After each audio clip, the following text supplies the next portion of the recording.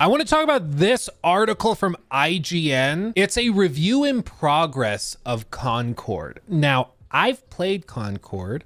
At this point, probably, I don't know, 3-4 hours all told. I feel like I have a pretty solid grasp on the game. You know, I played the closed beta, I played the open beta. I've made 2 videos on it so far, and I feel like I have a pretty solid grasp. So I think I can look at this review in progress and share my thoughts that might agree, might disagree. We'll find out. But the subtitle of the article is, just because it isn't innovative doesn't mean Sony's hero shooter isn't extremely fun so far. And I do want to start, maybe to the surprise of some, and agree with this initial statement. Just because a game is derivative of other stuff, that does not mean that it won't be fun. Elden Ring, in many ways, is just purely derivative of everything else that From Software has ever done. It's not really that innovative other than being open world and then putting that stuff in an open world. That being said, you know, it does all of that stuff masterfully, and that's why it's, for many people, the best game ever made.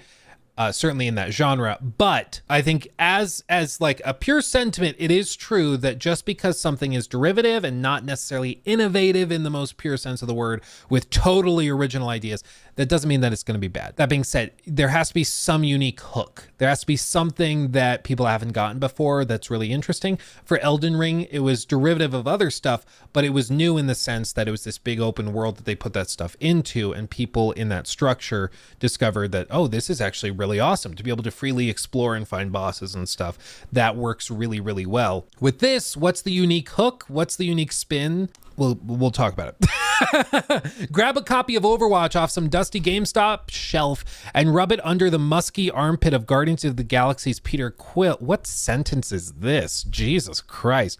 And you might have something close to the feeling of Concord. Are you sold?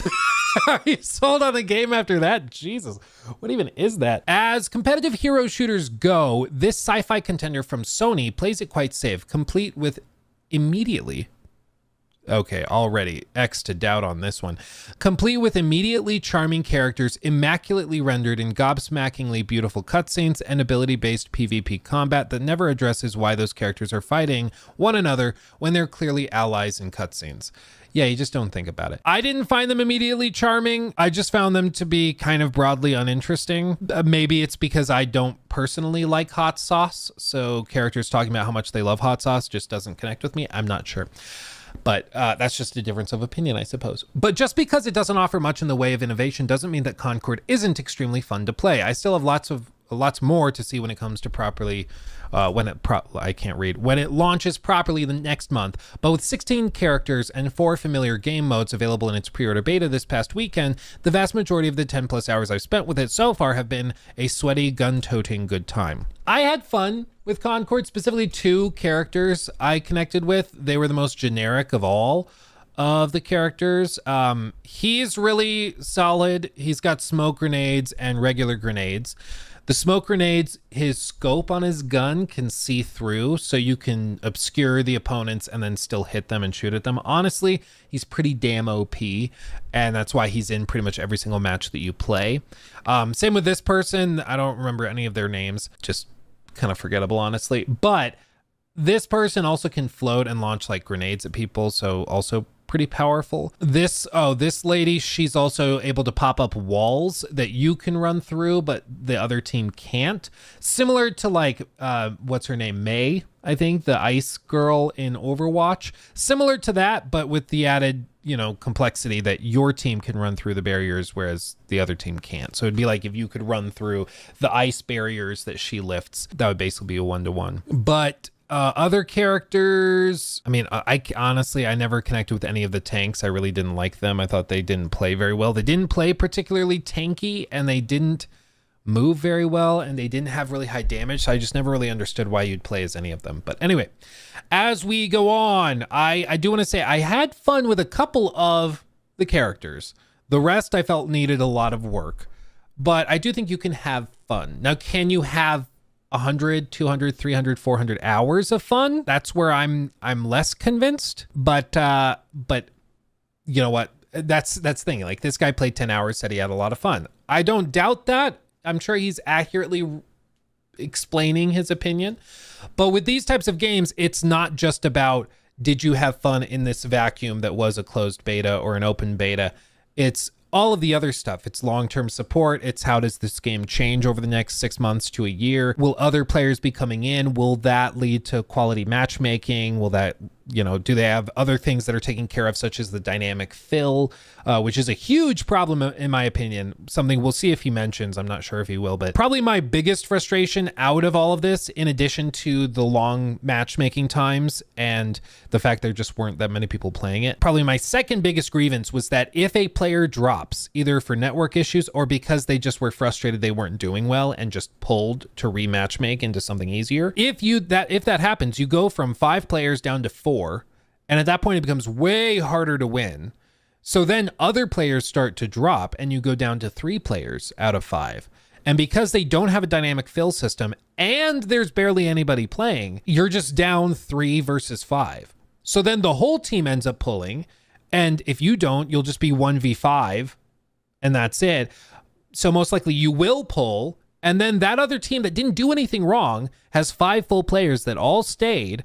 They now don't get to play. They're just left rematch making because the other team pulled because one guy left.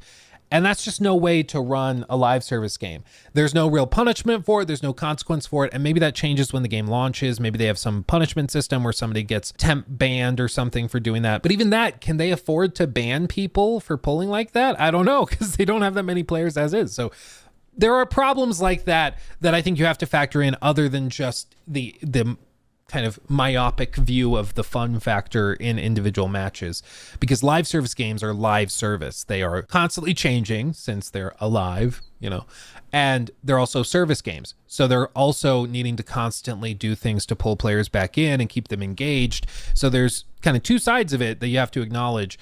It's not something you can just look at in a vacuum playing individual matches, right? Bite Size, thank you for the 5. That's most definitely what's up. Concord is going well when nobody can remember any of their names. Have you seen the Krabby Cat video on Lawbreakers? It's so funny. Yeah, we actually looked at that a while back. But yeah, Lawbreakers, this is very similar to that.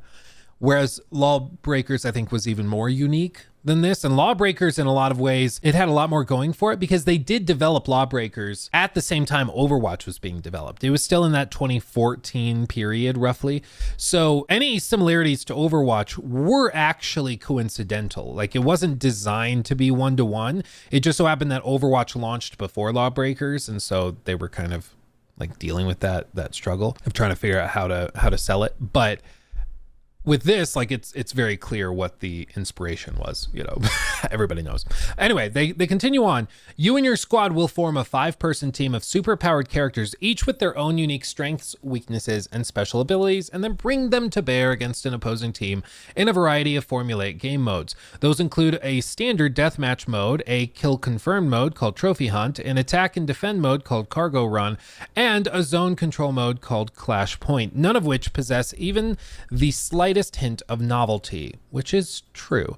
But being overly familiar isn't necessarily a bad thing if you've got best-in-class gameplay and awesome characters with compelling powers to back it up. And boy, Concord has both of those down pat. Best-in-class gunplay, like, it feels good, but I don't know if good is best-in-class. Best-in-class means it is the best in the class. And I'm not so sure if you can say that so casually and confidently. And furthermore, awesome characters with compelling powers. I'm not so sure about that either. I think a lot of the characters need a lot of balancing. There's other things like some of the characters can throw projectiles, or they can throw little orbs and stuff. The one character I was playing a lot of, that was my main character that I also can't remember the name of. Weird furry cat lady with purple hair that goes, come on, let's go, and like thrusts in this character selector screen. It's really weird, but she has this orb she can throw out and then warp to, but it seems either that it doesn't throw predictably, so it bounces in unpredictable ways. I can't even tell you how many times I threw it trying to get it through a doorway, and it went off and like curved in a weird way. Really, really odd. And like, I play Moira in Overwatch 2 most of the time, so I'm pretty good at chucking balls, I'll just say, and it felt weird. I don't know. I think what it is that her orbs can be affected by gunfire. So enemy teams can shoot at the orbs when you throw them intentionally or accidentally, and that can deflect it off. I think that's what's happening. Otherwise, they're just going in weird directions, and I don't really know why. That's an interesting dynamic, but I don't think it feels very fun when you're trying to like warp and get behind the other team to tactically like, you know, pivot around them and attack them from behind. It doesn't feel that great to then throw your orb in, and because they're just spraying and praying, it just deflects your orb back out. It just doesn't feel that great. So I think there's a lot of like touching up and balancing just for fun factor that they could do. I'm not sure if I would say that they are, you know, best in class gunplay and awesome characters with compelling powers. I think there's a lot of balancing that needs to happen still. Concord sagely keeps its weapon selection very slim, with just 2 options given to each character by default and no way to customize that. But the upshot there is that every single weapon feels incredibly responsive and finely tuned. In my opinion, a lot of them also need a lot of tuning. The like damage fall off after 10 to 20 meters on some weapons is hyper aggressive.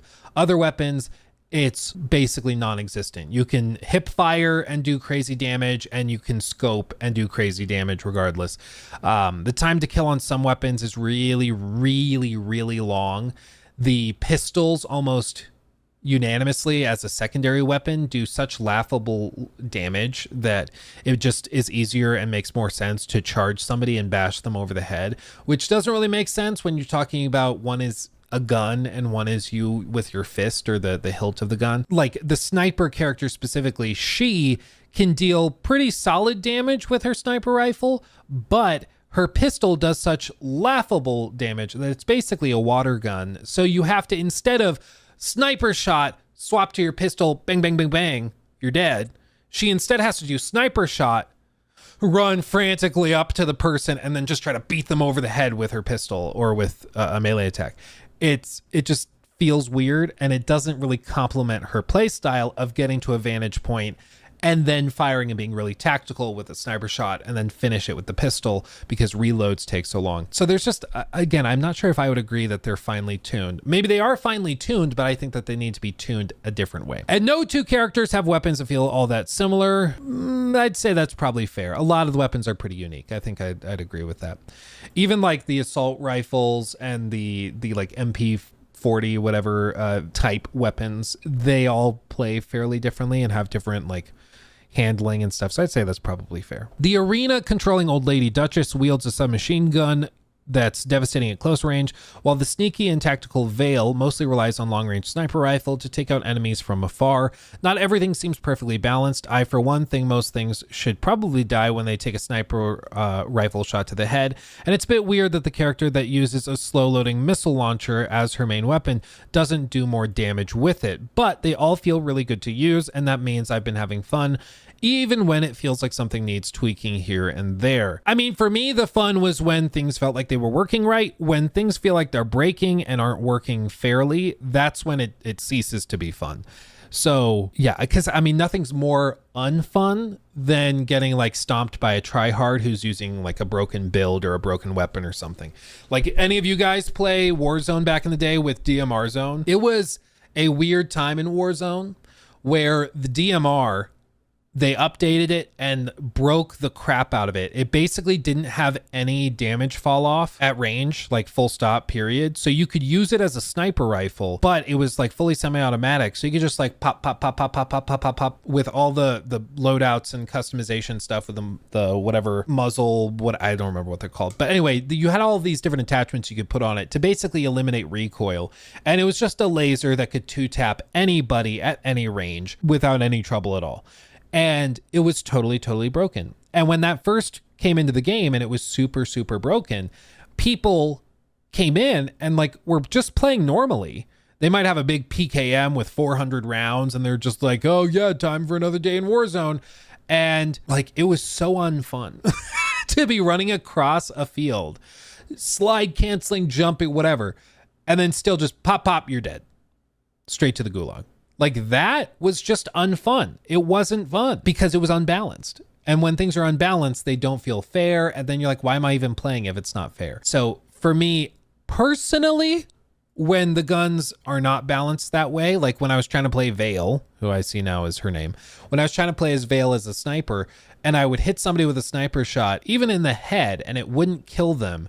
And then they can pivot towards me. And because it takes so long to reload the sniper rifle, I'm like, okay, before they get to me, I have to take them out now that they're weakened from the sniper shot. So I swap to my pistol, but it does such little damage. I can't even take them out with another 3 to 4 shots before they hit me and take me out. Did I say fully semi-automatic? That's funny. I meant semi-automatic, not fully semi-automatic. That's funny. It shoots automatically, semi-automatically. Figure that one out. You're right. That doesn't make any sense. So they go on. Similarly, the abilities that complement those weapons are fantastic, diverse. You're welcome. Have very generous cooldowns, completely changing the way combat plays out depending on which character you're playing as. The floating fireball chucking Haymar can blind opponents for a period of time and make them pay for standing in the same spot too long, while the rampaging ogre Starchild, they called him ogre, wow, that's offensive, can close distances quickly with his charging attack and smash the ground to do heavy damage around him, basically Mauga. Not all characters feel quite as original, like how Teo is the world's most generic soldier, comes equipped with a smoke grenade and cluster. Oh, his name's Teo, with his 2 powers. But those bland options are few and far between. Learning each character, using their abilities to counter the team comp of your opponents, and juggling the madness on the battlefield with top-notch gunplay was just as fun in my first match as it was my 30th. And I certainly can't say I've felt that way about most hero shooters I spend time with. One of the few novel twists Concord brings to the genre is the way its competitive playlist works. Okay, let's see how they describe this. Unlike the casual playlist where you play whichever character you please so long as someone else hasn't already selected it, in competitive, you clearly aren't allowed, or cleverly aren't allowed, to select the same character again if you win a round while using them. Since matches go to the best of 7 rounds, that means winning one will push you outside of your comfort zone and use a minimum of 4 different characters. Not only is this a neat way to force people to master more than just 1 or 2 options, it also encourages communication with your team between rounds to ensure you've got proper coverage to play out whatever strategy you're trying to pull off as your options get slimmer. This is true. They basically do this where you win a round with a character, you can't play that character again, but someone else on your team could. So if there's still a meta, you could technically all just rotate between the meta characters and you're fine. As an individual, you have to be competent in all those characters that you swap to, but still, like, it's an interesting idea. In practice, though, I don't think it's fun. Like, I understand why they made this choice, and it makes sense on paper, but I think in practice, it's just not that fun to play as a character and then be forced to change that character. It discourages you getting really specialized in any one character, which is by design, but there's a difference between that making sense in like a competitive scene and that being fun. Personally, like, I'm just not sure if it's the same thing. And for me, it just wasn't that fun. So I stopped playing that mode. Because like I said, I only found 2 characters out of all my experimentation that I actually liked and that I enjoyed playing. And to play a mode where I'm going to have to play as at least 2 other characters, assuming nobody else picks my characters first, I'm going to have to play as other characters I don't like playing. It's just not that fun. So I just didn't play that mode. The other interesting wrinkle Concord adds to the formula is character variants, slightly different versions of existing characters that come with unique perk and an altered appearance, which can be unlocked by completing specific objectives during matches. For example, the gunslinger Lennox can normally reload his weapon by dodging, while the variant you can unlock for him loses that ability, but gets more ammo for all his weapons instead. The 5 variants available for each character so far offer mostly minor changes like this, but they do definitely add a meaningful thing to Chase that provides more options in combat. Perhaps more importantly, they also give you the opportunity to fudge the numbers a bit in the competitive playlist, since variants count as separate characters on your crew and therefore let you play as the same characters in multiple rounds. Oh, look at this. I also just love that Concord is chock full of goofy terms in its how to play tutorial section. Like how it tells you if certain game modes are likely to be sweaty by assigning them a sweatstrom rating, or how it explains you can recharge your abilities with sloops, aka skill loops. There might not be much of a story yet, but this game's got charm coming out of its Martian ears.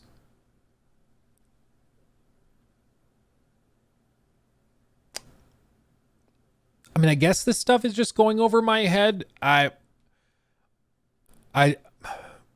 They're going to be sweaty by assigning them a sweatstrom rating, or you can recharge your abilities with sloops, also known as skill loops. Okay, it's not hitting me, but I guess maybe for somebody else it does. There's still more I haven't been able to play in this early beta version, like the 2 game modes that remain locked for now, but Concord is already shaping up to be a heavyweight hero shooter I could easily see competing with the genre's giants. It doesn't seem like it will bring much new to the table, and that's a bit of a bummer considering we've already played great games very similar to this one before, but I'm heartened by what I've seen so far, and I'm looking forward to playing a whole lot more when it launches next month. And that's the end. Yeah, I think this person brings up a good point. Like, you can look at a game in a vacuum, as this article is kind of doing. And this is kind of what would happen if you were to do, say, like a preview event, or if the devs were to bring you in for play testing and then they ask you what you think of it. You'd play it and you'd be like, oh, I'm having fun. I think the gunplay is really tight and there's some interesting like dynamics and stuff. And you give them all that feedback and it would all be very honest and genuine and true. But live service games are not released in a vacuum. Like single player games kind of are. If the single player game is just a good game, cool, release it. It's a good game. Boom. Everybody wins. But with live service games, it's not that simple because it's about a commitment. And that's for free games as well. Like if you're going to get hooked on a game, you have to commit hours and hours of your life, days and days of your life, like months of this being your main game, years of it being your main game. It's a commitment. And if there are doubts with long-term support, or if there's not a whole lot of extra content coming and a long-term support plan for it, that's a big question mark that will cause people to hesitate. And more than anything, it's $40 to get up front. That probably doesn't mean that much to like YouTubers who make good money or who can write that off on their taxes as a business expense because they'll play it on stream or something. That probably doesn't mean that much to journalists who get the game, as part of a review package. But for the average consumer, $40 for a live service game when every other live service game in this genre is free, that's a hurdle. That's a hurdle to get over. And I don't think you can ignore that when discussing this. Like, I think the other elephant in the room is that this almost certainly will be coming to PlayStation Plus. This almost certainly will be coming, maybe going free to play or go on a deep sale at like $5 or something within a few months of its launch, because the Steam beta player counts are not amazing. Like they peaked at just under 2,400 on Thursday night when it first dropped. Then the next day, this is roughly when I filmed my video, and it was at like 1,300. Then, it goes up to like 1,600, 1,500. And over the rest of the weekend, it struggled to get above 1,500. And then Sunday, it was stuck under 1,200. So even the people that were playing it on Friday and having a good time, they were dropping off quickly on Saturday, and even more dropped off by Sunday. And that's not what you want to see. Like, again, this is when it was free to play. This is the free to play beta time. This is going to be $40. So this is when it was free to play and people could play with, passes, friend passes, whatever, during the paid beta that they were doing, the closed beta. So I don't see how this is sustainable. I saw some people commenting on the video I did on the main channel being like, Luke, on PlayStation, it actually was, load times were pretty solid. I think a lot of people were playing it and were enjoying it. And maybe that's where you find it. What I will say is in the game, when you pull up the scoreboard for each match, it will tell you if somebody's playing on PlayStation or on PC, because they did do crossplay. And I would say that probably 60 to 70% of the matches I was in were PC. Or 60, 70% of the players in all the matches I was in were on PC, with only like 30% on PlayStation. Now that could be because the matchmaking was such that if you're on PlayStation, 70% of players in your matches will be on PlayStation or something, and maybe they balanced it that way. I don't know. But what I will say is that probably 2/3 of the players in all the matches I played were on PC. And if that means that only 1/3 of the players were, of the total player counts, we're only dealing with 1/3 of the total being on PlayStation. That also, I mean, that would put all-time peaks still under 2,000. Like that's not sustainable for a live service game. And this is when it was free. So the game can be good in a vacuum, but it's not a single player game. It's a live service multiplayer game. It matters whether or not people are interested. And the $40 price tag is a big problem that I think is going to be the biggest blunder of this whole thing. And it sucks because that's not even the devs' fault. The devs worked hard. They put together a game that's fine, but Sony came in, got greedy, and was like, no, we're not going to rely on just our microtransactions. We're going to get $40 for it up front as well. And I think they're in trouble because of it. We'll see. Joraptor, who of course I do the podcast with, he said on our show that he thinks they're going to delay this by like a year, maybe more, into like 2026 out, so like they get away from the busy year that will be next year, and they just delay the crap out of it and they bring it back in a year and a half and showcase it with like a PvE mode, or they showcase it with like a story mode or something, because this way it's not going to find success. And I think that that's fair. If they launch it like this, I think it's dead certainly within 6 months to a year. I just don't see it magically recovering, because what's going to happen is people are going to get in here. There's going to be 1,000 players at launch, maybe even 2,000, maybe 3,000. Maybe they do really well and go to 5,000. They just, something happens and they pop off and double their player counts from their free to access beta. But what's going to happen is it's going to drop to 4,000, and then matchmaking times will get even longer. And then people are going to start dropping in matches because they're just not feeling it, or because they match make against tryhards and sweats. So then they drop and everybody else drops, and that gets people frustrated because matchmaking times are longer, and like 5 to 10 minutes, those people are going to eventually just give up and they're going to leave and they're going to go play other games that have more players and more variety, and they're going to give up on it. And within 6 months, I think the whole thing is going to be basically dead, because at least Suicide Squad can be comfortably played single player. In this game, you cannot play it unless there's 9 other people that want to also play that same match at that same time. That's a much more difficult thing to do. So I think that this drops off hardcore. So either they launch it in August and just accept that it's probably going to be dead within a 6-month period, or they delay the crap out of it and try to add a ton of stuff, like a story mode or something else. And if they can do that, maybe it stands a chance. It's still a long shot. And honestly, my gut tells me that they probably just cut their losses and just move forward. The current leadership over at PlayStation, I think, has just resigned themselves to the idea that they've wasted a ton of money this generation on live service projects, thanks to Jim Ryan. And this might just be another thing to add on to that pile of losses, unfortunately. Why scrap anything? Just add single player campaign and a co-op PvE mode on top. I can't tell if you're being serious or sarcastic, because it is not easy to just add a story mode to a live service game, because the people that make live service games are specialists in that field. Like, all of these guys that made this game are former Bungie devs. They're not developers who put together like first person shooter storylines. That's a different skill set. It's a different thing. So they'd have to hire all new people. They'd have to write the story. They'd have to figure out how that works with their dev process. It's way more complicated than just adding it, right? Like way more difficult. Like, honestly, I don't think they could even do it in 2 years, frankly. I think that would be like a 3 to 4 year delay, in which case, like, just release this and just accept the loss. The other thing is, when we say scrap it, or when we say like throw it to the wolves, that's not necessarily a total loss in the colloquial sense of the term, because Sony can use it to write off taxes, because they can say that they lost this money, $200 million, $150 million, whatever they spent on it, and they can put that on their taxes as a loss, and then they can go and use that. It's called a net operating loss carry forward. net operating loss carry forward. And basically what these NOLs are is, you can see here, imagine a business has $50 in losses in 1 year and then $100 in profits in the subsequent year.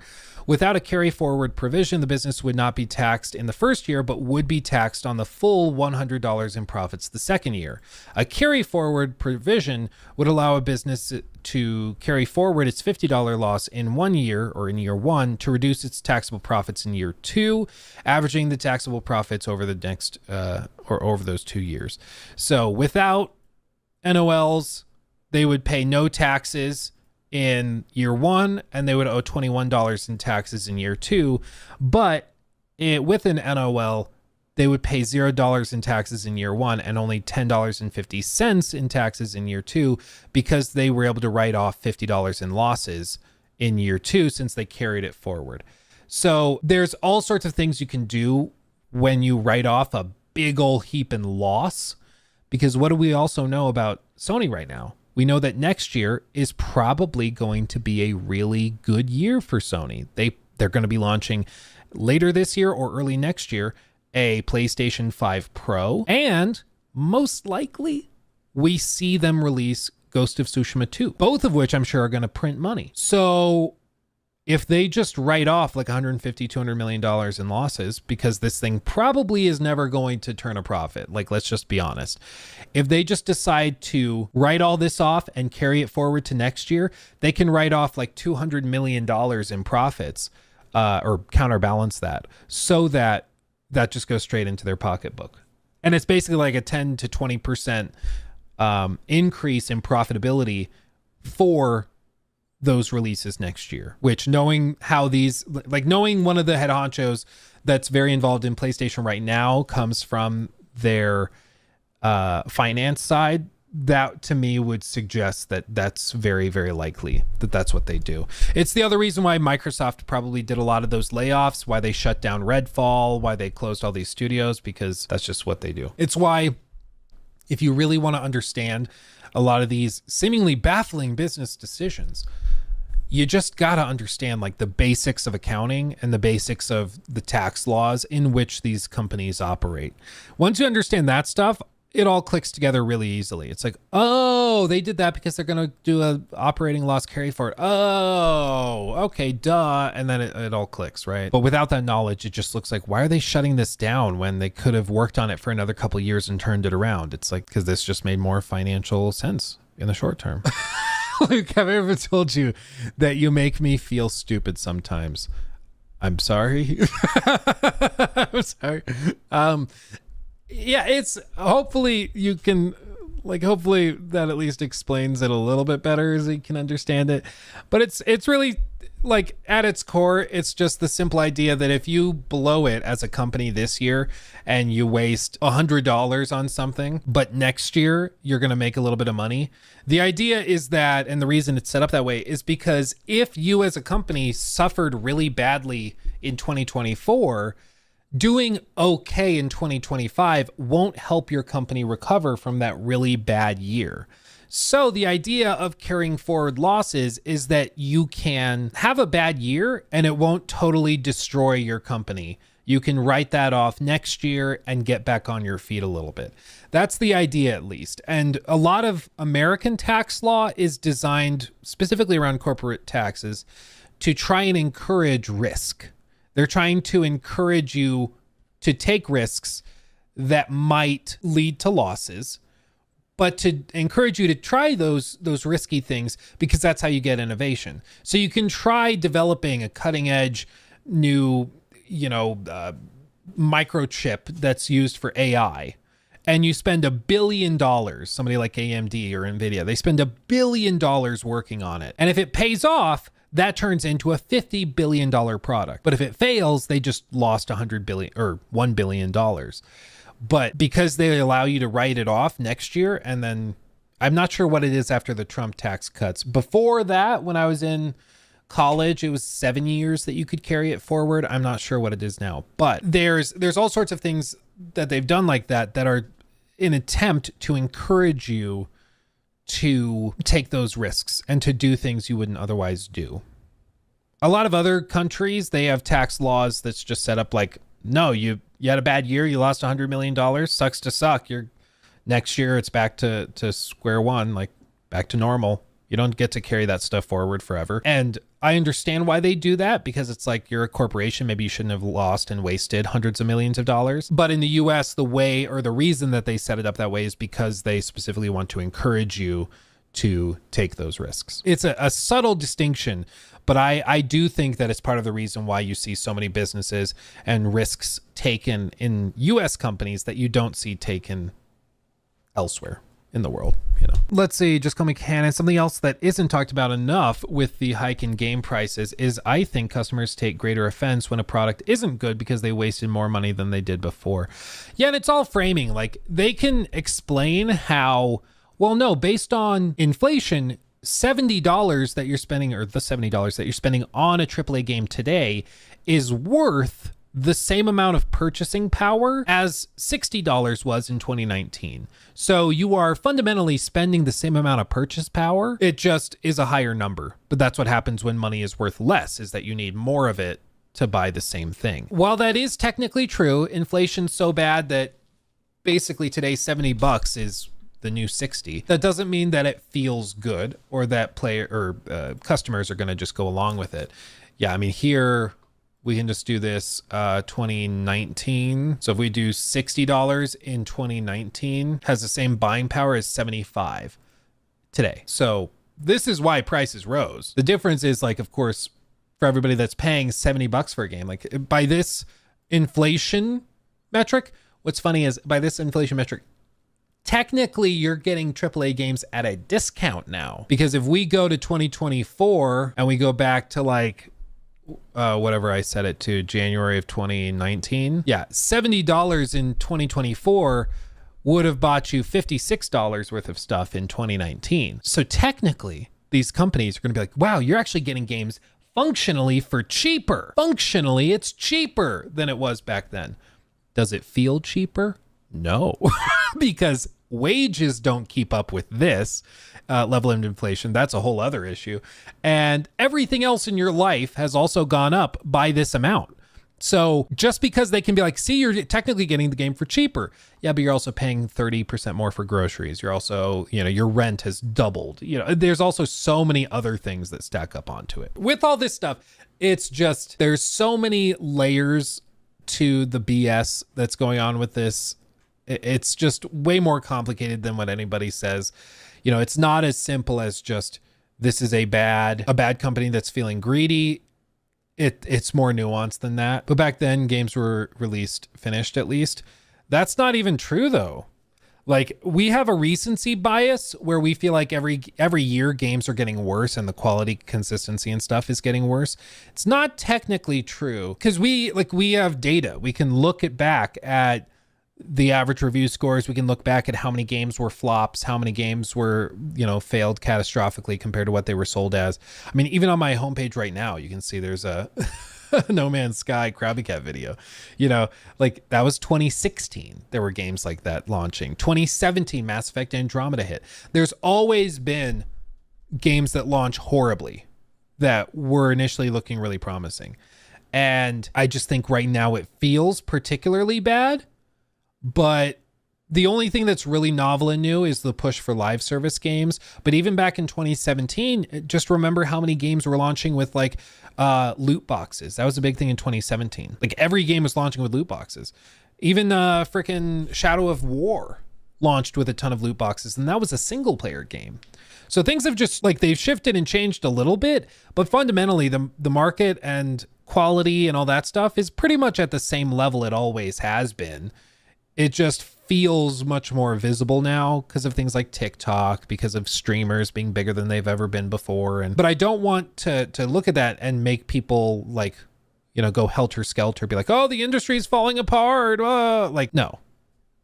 The gaming industry is bigger and better than it ever has been, and they are making more money than they've ever made.